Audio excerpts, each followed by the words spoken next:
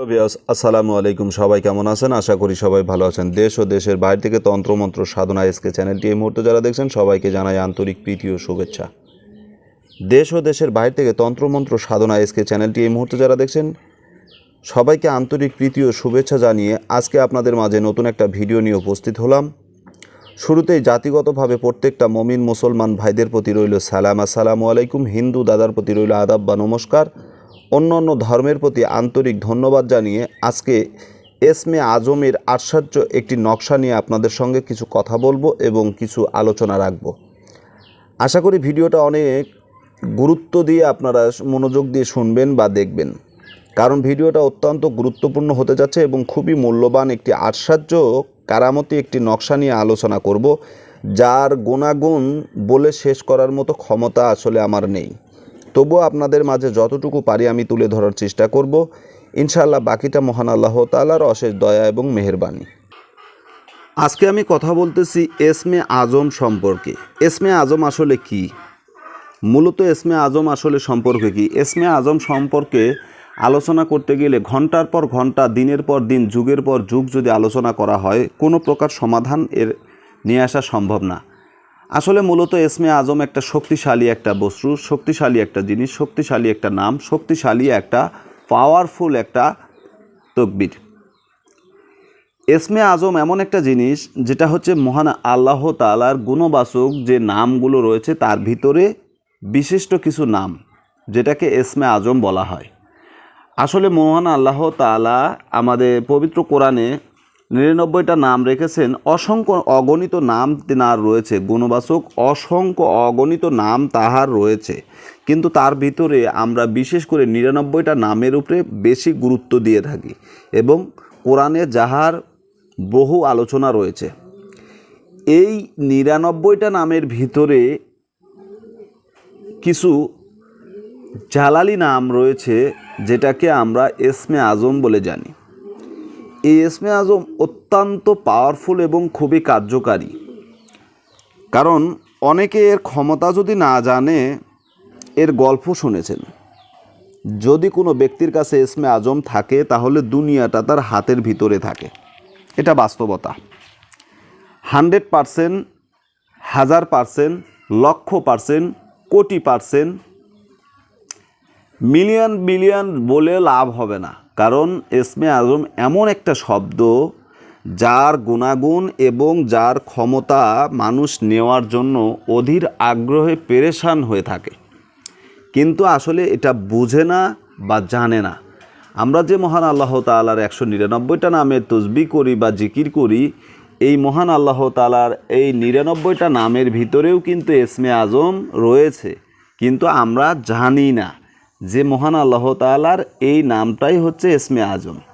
আজকে আমি একটা গোপন তথ্য আপনাদেরকে বলি যে মহান আল্লাহ তাআলার যে 99টা নাম রয়েছে তার ভিতরে সর্বোত্তম নাম হচ্ছে আল্লাহ। এই আল্লাহ নামটি এটা একটা এসমে আজম।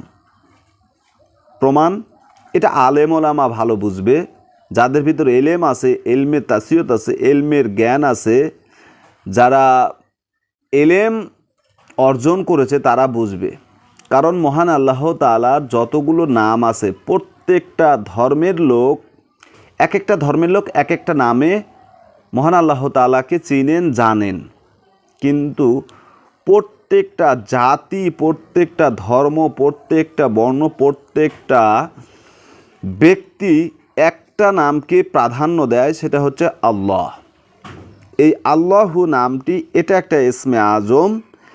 এটা যদি আপনি আপনার নিজের আয়ত্তে নিতে পারেন, এটার যদি আপনি জিকির করতে পারেন, এটা যদি আপনি জাকাত দিয়ে যদি এটার আমলে আপনি নিতে পারেন, মহান আল্লাহ তাআলার এই দুনিয়াতে অসম্ভব বলে আপনার কাছে কিছুই থাকবে না।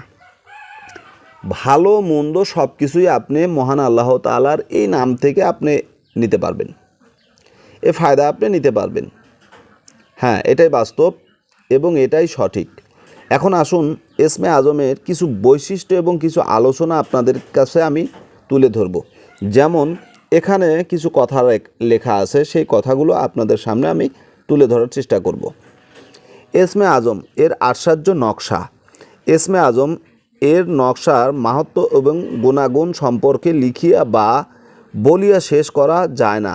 ইহার বরকত ও ফলাফল বহু প্রকারের। যে কেউ ইহার নকশা যে কোনো উদ্দেশ্যে ব্যবহার করিবে তাহার উদ্দেশ্য সফল হইবে। যে ব্যক্তি ইহার নকশা সঙ্গে রাখিবে সে ব্যক্তি কোনো সময় বিপদে পতিত হইবে না। জীবনে একমাত্র মৌতের কষ্ট ছাড়া আর কোনো দুঃখ কষ্ট ও মুসিবত আসিবে না। যদি এই পবিত্র নকশা জাফরান গোলা কালি দ্বারা লিখিয়া পানিতে ধুইয়া যে কোনো রোগীকে পান করাইবে তাহার রোগ আরোগ্য হইবে ইনশাআল্লাহ। আসুন আরও কিছু এর গুণবাচক কথা আছে, যে কথাগুলো আপনাদেরকে আমি পড়ে শোনানোর চেষ্টা করব ইনশাআল্লাহ। যদি রোগীর গলায় এই নকশা লিখিয়া রূপার মাদুলিতে ভরিয়া বাঁধিয়া দেয় তবে আল্লাহর রহমতে রোগ ভালো হইয়া যাইবে। যদি এই পবিত্র নকশা জাফরান কালি দ্বারা লিখিয়া সিন্দুকের ভিতরে রাখিয়া দেয় তবে আল্লাহর রহমতে প্রচুর বরকত হইবে এবং কোনো সময় অভাব অনটন পতিত হইবে না। এই যে বরকত একটা জিনিস, বরকত সম্পর্কে আলোচনা করতে গেলে বিশাল আলোচনা করতে হবে, কারণ বরকত তো নাস্তিকরা বুঝবে না, মোনাফিকরা বুঝবে না, বেদিন বুঝবে না। বরকত এমন একটা জিনিস, সাধারণ একটা কথা বলে আপনারা বুঝতে পারবেন। একজন মসজিদের ইমাম মাত্র 10,000 টাকা বেতনে চাকরি করে, আর একজন ব্যাংকের ম্যানেজার মনে করেন 40,000 টাকা বেতনে চাকরি করে। আপনি ওই ব্যাংকের ম্যানেজারের বাসায় খোঁজ নেন আর ইমামের বাসায় খোঁজ নেন, ইমামের সাজসজ্জ এবং পোশাক আশাক দেখে মনে হচ্ছে যে জান্নাতি একটা মানুষ, জান্নাতি একটা হুর। হ্যাঁ, সে সাধারণ কোনো ব্যক্তির থেকে অনেকটাই ব্যতিক্রম, অথচ বেতন পায় কত? মাত্র 10,000 টাকা। 10,000 টাকা বেতনে সে তার জীবিকা নির্ভর করে, সংসার চালায় এবং খুবই স্বাচ্ছন্দ্যে জীবন কাটায়। আর একজন ব্যক্তি 40,000 টাকা মাসে বেতন পায়, তারপরে ইস্টা কামাইয়ের কথা নাই বলি, কারণ সবাই আবার ঘুষ টুস খায় না, টেবিলের নিচ দিয়ে সবাই আবার নেয় না, ঠিক আছে? 40,000 টাকা বেতনেও যদি সে চাকরি করে, একজন ইমামের ধারের কাছেও সে যাইতে পারবে না। এটা হচ্ছে আল্লাহ তাআলার একটা বরকত এবং রহমত। তেমনি রহমত বরকত এগুলো দেখা যায় না, এগুলো অনুভব করা যায়। এখন আসুন ঘ সম্পর্কে আমরা আলোচনা করি। ঘ, আর যদি এই মুয়াজ্জিন নকশা লিখিয়া ঘরের দেওয়ালে লটকাইয়া রাখে তবে আল্লাহ তাআলার রহমতে ওই ঘরে আগুন লাগিবে না এবং কলেরা মহামারী ওই ঘরে ঢুকবে না, আর জিন পরীর আসর হইতে ওই গৃহ নিরাপদ থাকিবে। যদি কোনো লোক এই মোবারক নকশা সঙ্গে ধারণ করিয়া নৌকায়, স্টিমার ও লঞ্চে অথবা রেলগাড়ি অথবা মোটর গাড়িতে চড়িয়া ভ্রমণে বাহির হয় তবে সর্বপ্রকার দুর্ঘটনা হইতে রেহাই পাইবে। এই নকশা সঙ্গে রাখিয়া শত্রু কোনো প্রকার ক্ষতি করিতে পারিবে না এবং সে পরভূত হইবে না, মামলা মোকদ্দমায় জড়াইয়া পড়িলে ওই নকশা সঙ্গে ধারণ করিয়া হাকিমের এজলাসে গমন করিলে হাকিমের দেল কোমল হইবে এবং মামলায় জয়ী হইবে। চিন্তা করেন, স্মরণ রাখিবে এই নকশা নাপাক অবস্থায় ব্যবহার করিবে না, প্রয়োজন হইলে তখন ইহা খুলিয়া রাখিবে। পবিত্র এসমে আজমের এই নকশা লিখিবার সময় এই যে শোবে সাদেকের সময় নিদ্রা হইতে জাগিয়া প্রথম হাজত পুরা করিয়া অজু গোসল করিয়া পবিত্র হইয়া পরিষ্কার পোশাক পরিধান করিয়া খুশবোদার আতর ব্যবহার করিবে। তারপর ফজরের নামাজ আদায় করিয়া নির্জন স্থানে বসিয়া মেশক জাফরান ও গোলাপ পানির দ্বারা ডালিম ডালের কলম দিয়া কাগজে 108 বার এই নকশা লিখিয়া তারপর আলাদাভাবে উক্ত নকশাটি লিখিয়া কাগজে একত্রিত করিয়া ঠিক আছে করিয়া আটার ভিতরে রাখিয়া গুলি বানাইবে। ইহার পর উক্ত গুলিসমূহ একটি করিয়া নদীতে মাছের খাদ্যর আকারে নিয়তে নিক্ষেপ করিবে। ঠিক আছে, মাছের খাদ্য আকারে মাছেরকে খাবার দিচ্ছি এরকম নিয়ত করিয়া আপনাকে নদীতে ফেলাই দিতে হবে, নিক্ষেপ করিবে। এইভাবে একাধারে প্রত্যেক 21 দিন পর্যন্ত এই আমল করিলে অতঃপর গৃহে ও প্রত্যাবর্তন করিয়া কাহারও সহিত কথা না বলিয়া চলিয়া চাউলের গুঁড়ি অথবা আটা দ্বারা কিছু রুটি তৈয়ার করিয়া গরিব মিসকিনকে সদকা দান করিয়া দিবে। ঠিক আছে, গরিব মিসকিনদেরকে এটা সদকা জারিয়া হিসেবে দান করে দিবে। তারপর উক্ত নকশা রূপার মাদুলিতে ভরিয়া নিজের সঙ্গে ব্যবহার করিবে। আর আমলে হইলে অন্যর উপকার অর্থে এই নকশা লিখিয়া দিবে। আল্লাহ তাআলার অসীম রহমতে নিয়াত অনুযায়ী সাফা নসিব হইবে। পবিত্র ইসমে আজমের নকশা মোবারক এই। এটা হচ্ছে ইসমে আজমের নকশা। এখন আসুন এই নকশাটা গুরুত্ব সহকারে আপনারা দেখবেন এবং বুঝে নেবেন। প্রয়োজনে স্ক্রিনশট দিবেন।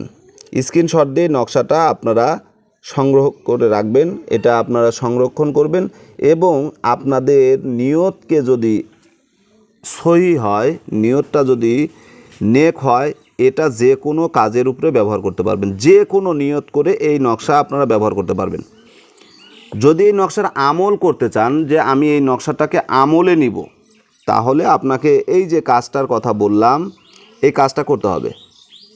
ঠিক আছে, যে কাজটার কথা বলা হলো, অর্থাৎ এই যে আপনাকে 101টা নকশা তৈরি করতে হবে। তৈরি করার পরে এই নকশাটা আপনাকে 21 দিন যাবত নদীতে আটার গুলির ভিতরে মাছের খাদ্যরূপে আপনাকে নদীতে নিক্ষেপ করতে হবে। নদীতে নিক্ষেপ করার ফলে আপনার জাকাত হয়ে যাবে। এই নকশার যে জাকাত হয় সেটা আপনার পূরণ হয়ে যাবে। তখন এই নকশাটা আপনার আমলে এসে গেল। তখন এই নকশা দিয়ে আপনি যে কোনো কাজ করতে পারবেন। যে কোনো উদ্দেশ্য, আপনার মনের যে কোনো আশাকে পূরণ করার জন্য এই নকশা শুধু নিয়ত করবেন যে আল্লাহ তাআলার নামের উপরে আমি ভরসা করে, মহান আল্লাহ তাআলার প্রতি বিশ্বাস এবং শ্রদ্ধা রেখে, ভক্তি রেখে আমি এই নকশা দ্বারা এই কাজটা করতে চাই। সেটা প্রেম হোক, ভালোবাসা হোক, বিচ্ছেদ হোক, বিবাহ হোক, আবার আয় উন্নতি হোক, ব্যবসা বাণিজ্য হোক, যে কোনো ক্ষেত্রে এ টু জেড আপনি যে কোনো কাজে আপনি ব্যবহার করতে পারবেন।